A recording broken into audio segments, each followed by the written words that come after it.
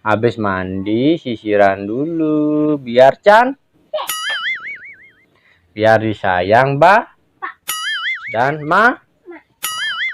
pinter. Kok Bapak kok mau kayak gini? Kok gitu sih? Kenapa sih tuh, Ami? Ini kan kerjaannya Mama.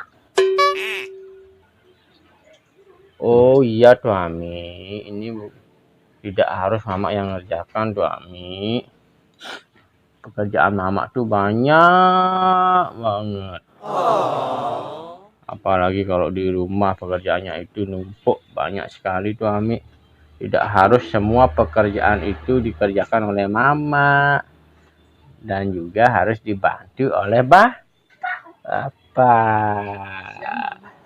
Kasihan juga Mama capek tuh, Ami. Iya Pak ya. Nanti kalau Robek pingin mimi susu sama siapa? Aja no, yang lagi susu apa bang?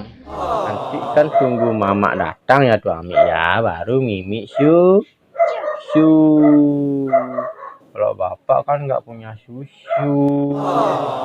Kalau gitu mimi susunya Bapak aja ya.